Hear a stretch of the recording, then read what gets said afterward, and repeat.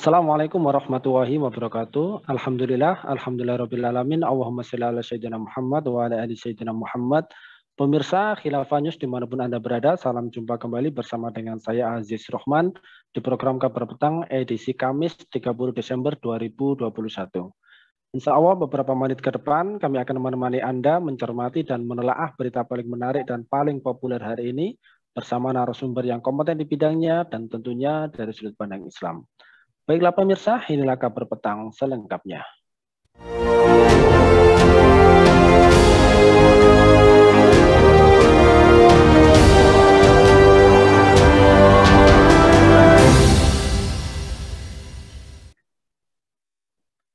Pemirsa, tahun 2021 menjadi tahun kedua dari pandemi COVID-19, tetapi hal itu tidak menyetop berbagai konflik politik di berbagai negara. Satu kejadian yang membuat gempar dunia adalah kemenangan Taliban, di mana Taliban berhasil menembus kota Kabul pada 15 Agustus 2021. Kota-kota lain pun direbut dengan cepat. Presiden Ashraf Ghani dan keluarganya langsung kabur dengan pesawat ke luar negeri. Masyarakat juga lari ke bandara untuk menyelamatkan diri. Bahkan ada yang nekat bertengger di sisi pesawat hingga terjatuh. Situasi di Afghanistan adalah satu dari 7 peristiwa internasional. Kabar dunia lainnya yang menyita perhatian sepanjang tahun ini adalah teror Joker di Tokyo. Kemudian ada tsunami COVID-19 di India, hingga pembatasan suara azan di Arab Saudi. Nah pemirsa, apa saja peristiwa-peristiwa yang penting yang terekam di dunia muslim pada tahun 2021 ini, dan apa saja problem di dunia kaum muslimin pada tahun 2021, dan bagaimanakah langkah-langkah yang tepat agar umat Islam bisa bangkit menjadi khairu ummah. Nah, untuk membahasnya kami telah terhubung dengan Direktur Forum on Islamic World Studies, Bung Farid Wajdi. Kita sapa dulu beliau. Assalamualaikum warahmatullahi wabarakatuh, Bung Farid. Waalaikumsalam warahmatullahi wabarakatuh. Alhamdulillah, bagaimana kabarnya ini? Sehat? Alhamdulillah khair. Alhamdulillah. Baik, langsung saja menyikapi terkait dengan banyaknya peristiwa pada tahun 2021 ini, apa saja peristiwa yang terekam ya di dunia muslim pada tahun ini, dan kemudian apakah wajah dunia Islam pada tahun 2021 ini sudah banyak mengalami perubahan daripada tahun-tahun sebelumnya ini? Bisa dijelaskan?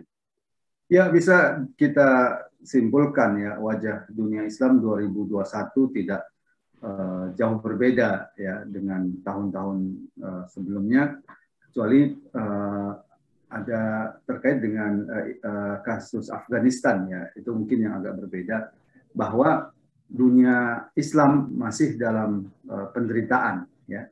Penderitaan yang luar biasa. Beberapa negeri Islam, kalau kita lihat, menjadi target serangan musuh-musuh Islam, target penjajahan musuh-musuh Islam, seperti yang terjadi di Suriah tahun 2021 bisa disebut masih melanjutkan tahun-tahun penderitaan dari umat Islam Suriah sebelumnya.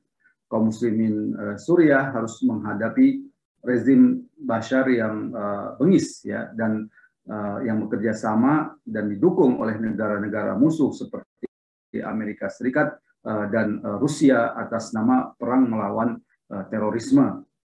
Menurut lembaga Observatorium Suriah untuk Hak Asasi Manusia yang berbasis di Inggris mengatakan konflik Suriah sejak meletus ya pada tahun 2011 itu telah merenggut lebih kurang 490.000 nyawa manusia ya, dan sekarang korban-korban ini terus berlanjut. Nah, yang perlu kita catat bahwa konflik Suriah itu berasal dari tindakan represif ya, rezim Bashar terhadap rakyatnya sendiri yang berharap ada perubahan di Suriah. Rakyat Suriah yang terinspirasi dengan Arab Spring yang terjadi di Tunisia dan Mesir dihadapi dengan sangat kejam oleh Bashar, sehingga muncullah perlawanan bersenjata dari rakyat Suriah. Yang membedakan apa yang terjadi di Suriah adalah keinginan rakyat Suriah untuk menerapkan syariat Islam ya, dan bersatu di bawah naungan khilafah ya. Inilah yang membuat Amerika dan negara-negara imperialis lainnya itu sangat khawatir. Amerika yang tadinya berupaya untuk membangun oposisi tandingan terhadap Bashar, namun tidak mendapat simpati dari rakyat. Sisi lain, Amerika khawatir kemenangan para mujahidin itu akan mempercepat ya kemunculan lahirnya kekuatan politik Islam di Timur Tengah, sesuatu yang sangat dikhawatirkan. Maka tidak heran kemudian Amerika menggunakan Rusia ya di samping Iran ya untuk kemudian memperkuat posisi Bashar Assad ya, dan ini terjadi hingga saat sekarang ini. Demikian juga kalau kita lihat negeri-negeri Islam ya masih menjadi areal atau daerah apa yang kita sebut dengan perang proksi ya, seperti yang terjadi di Yaman ya. Perang di Yaman masih berkobar sepanjang tahun 2021 ya, dan ini adalah perang proksi ya, yang intinya sebenarnya ini adalah pertarungan antara negara-negara imperialis terutama Inggris dan Amerika yang menggunakan agen-agen regionalnya ya, baik itu dari Saudi, negara-negara Teluk ataupun Iran ya. Menurut laporan PBB pada bulan November 2021, korban perang di Yaman diperkirakan akhir 2021 ini akan mencapai 377.000 dan diperkirakan 70% yang terbunuh adalah anak-anak di bawah usia 5 tahun ya. 60% terbunuh akibat kelaparan dan penyakit, sementara sisanya akibat pertempuran langsung dan serangan udara. Apa yang terjadi di Yaman lagi-lagi menunjukkan ya bahwa negeri-negeri Islam ya telah menjadi tempat pertarungan negara-negara imperialis dan itu tentu mengorbankan rakyat, dan semua itu bisa terjadi karena dengan pengkhianatan penguasa-penguasa di negeri-negeri Islam. Demikian juga kalau kita lihat di Sudan ya, di Sudan terjadi juga perang proksi ya antara kekuatan Inggris yang diwakili oleh Perdana Menteri Sipilnya Hamdok dan kekuatan Amerika yang diwakili oleh rezim militer Jenderal Al-Burhan ya. Jadi pertarungan di Sudan saat sekarang ini tidak lepas dari pertarungan antara kepentingan Inggris dan kepentingan Amerika, dan yang menjadi korban lagi-lagi adalah rakyat ya. Perlu juga kita catat hal yang sama terjadi di Libya ya. Di Libya juga sebenarnya adalah perang proksi antara kekuatan Inggris dan Eropa yang bersaing dengan kekuatan Amerika Serikat. Kita tahu selama era Gaddafi, Libya dikendalikan oleh Eropa, terutama Inggris. Setelah Gaddafi tumbang, Inggris bersama Eropa tentu tidak membiarkan Libya jatuh begitu saja. Maka kemudian mereka membentuk pemerintahan sementara yang itu didukung oleh PBB. Namun Amerika juga memiliki nafsu imperialis yang sama ya. Amerika juga tidak menginginkan kekayaan alam Libya yang luar biasa jatuh hanya ke tangan Inggris dan Eropa. Maka kalau kita lihat Amerika kemudian menggerakkan ya panglima perang mereka yaitu Jenderal Haftar di sebelah timur untuk kemudian melakukan berbagai perlawanan terhadap pemerintahan pusat ya, yang didukung oleh Inggris dan Eropa. Target Amerika adalah konflik-konflik ini akan membawa ke berbagai pihak ya untuk ke meja perundingan, dan di meja perundingan inilah Amerika kemudian akan menanamkan kepentingan-kepentingannya. Nah, yang menarik itu adalah Afghanistan seperti yang tadi kita sampaikan ya. Apa yang terjadi di Afghanistan sebenarnya bisa kita sebut sebatas restrukturisasi penjajahan Amerika ya. Keluarnya Amerika dari tanah jihad Afghanistan itu sesungguhnya exit strategi ya bagi Amerika yang melihat ya pendudukan langsung di Afghanistan itu membawa beban yang sangat berat bagi mereka ya. Ada ribuan korban tentara dari Amerika, demikian juga biaya yang sangat besar. Oleh karena itu Amerika kemudian mengganti strateginya bagaimana kemudian bisa tetap menjajah Afghanistan tapi tidak secara langsung ya, kemungkinan melalui agen-agen regional di sekitarnya. Dan saat sekarang ini Amerika tampaknya sedang semacam memberikan pilihan kepada pemerintah Afghanistan sekarang, apakah mau tunduk kepada Amerika atau kemudian tidak tunduk pada Amerika. Kalau pemerintahan sekarang tidak tunduk pada Amerika, maka Amerika akan melakukan langkah-langkah seperti memperpanjang ya pembekuan keuangan ya Afghanistan dan kemudian menghalangi Afghanistan untuk diakui di PBB ya. Ini tentu akan membawa pengaruh yang besar terhadap pemerintah Afghanistan. Sayangnya pemerintah Afghanistan sepertinya masih berharap kepada PBB, masih berharap kepada Amerika yang sesungguhnya adalah musuh nyata bagi rakyat Afghanistan. Ya. Ini catatan di Afghanistan. Terdapat wilayah-wilayah negeri Muslim yang tertindas lainnya, terutama di negeri-negeri yang dulu sebenarnya adalah merupakan negeri Islam, tapi kemudian dijajah. Ya, seperti yang terjadi di Cina, ya wilayah Turkistan Timur yang dicaplok oleh Cina komunis, ya mereka kaum muslimin, muslim Uyghur di sana mengalami penderitaan yang luar biasa. Ada camp-camp politik ya yang dilakukan oleh pemerintahan komunis Cina untuk kemudian mengikis akidah umat Islam di sana. Terdapat banyak halangan-halangan untuk kemudian beribadah ya. Hal yang sama terjadi di Muslim Rohingya di Arakan yang diusir dari negerinya sendiri, bumi Arakan, oleh rezim Myanmar ya. Sementara di Barat, kalau kita lihat umat Islam harus menghadapi menguatnya Islamofobia yang memojokkan umat Islam. Dan tentu kita tidak melupakan apa yang terjadi di Palestina ya. Palestina sampai sekarang sedang mengalami penderitaan yang luar biasa.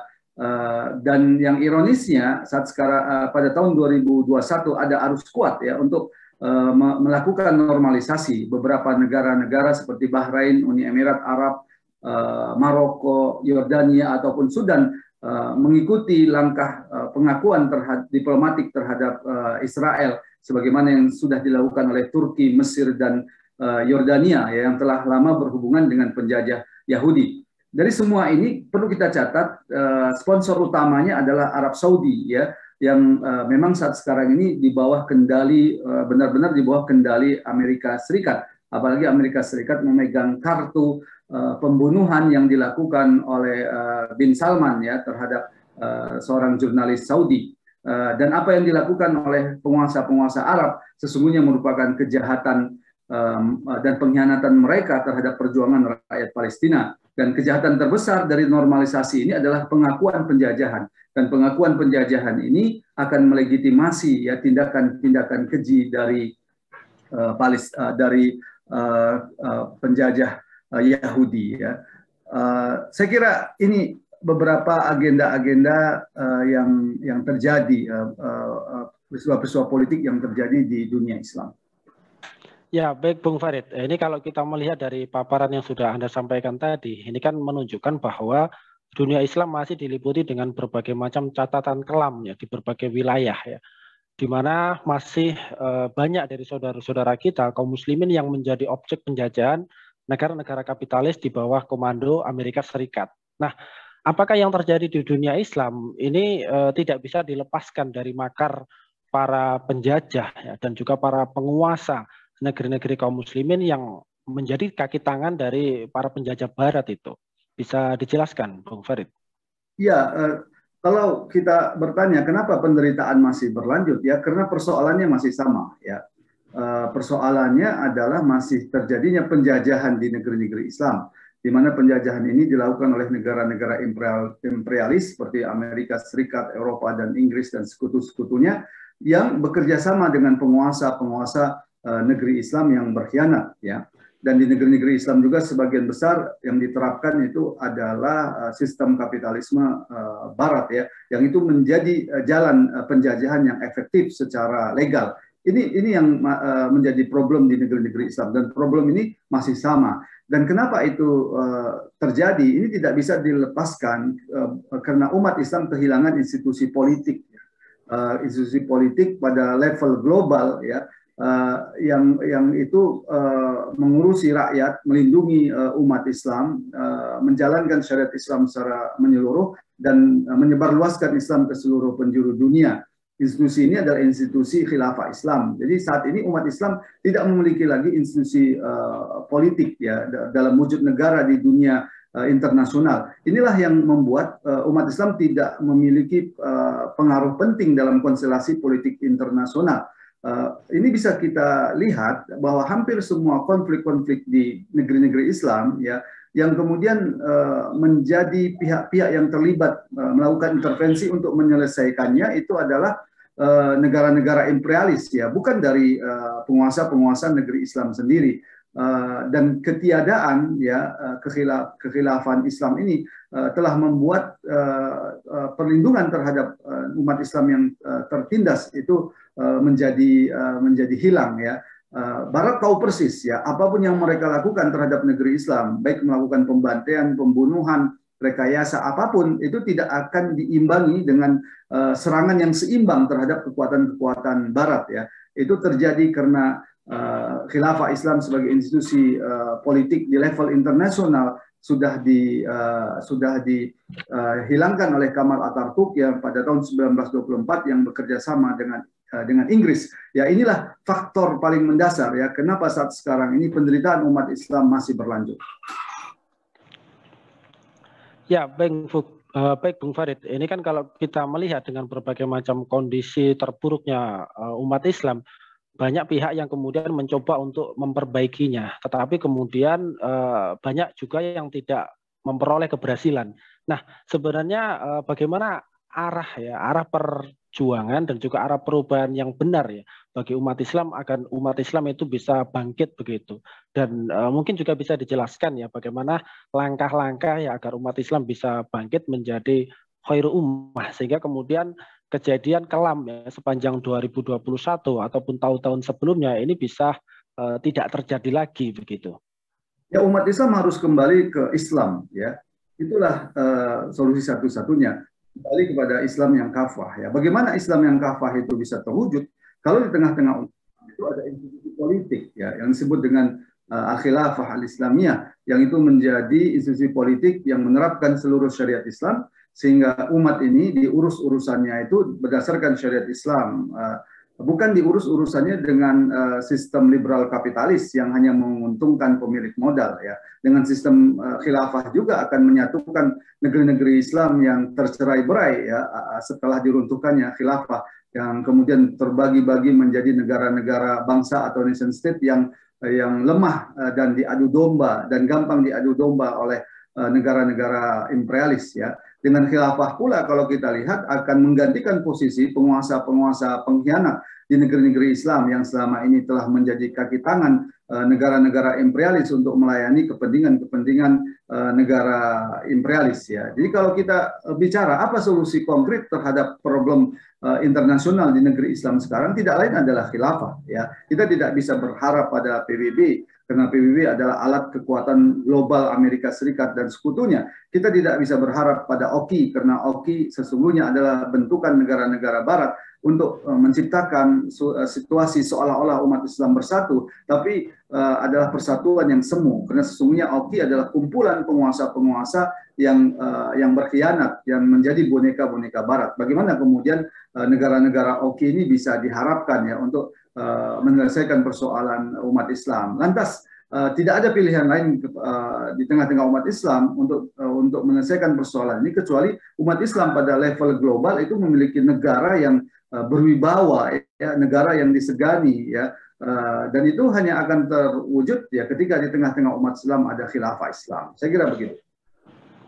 Ya baik, terakhir Bung Farid, ini kalau kita melihat banyak yang kemudian juga mencoba untuk melakukan perubahan, tetapi bagaimana caranya agar umat Islam tidak tergoda pada pertarungan politik yang sempit yang menyuruhkan beberapa perubahan di dalam kebijakan dan hukum, atau agar umat Islam ini tidak tertipu oleh perjuangan yang menyesatkan ya berdasarkan nilai-nilai liberal, maksud kami nilai-nilai liberal sekuler dan juga hukum-hukum yang telah terbukti ya menjadi racun penderitaan miliaran manusia secara global saat ini.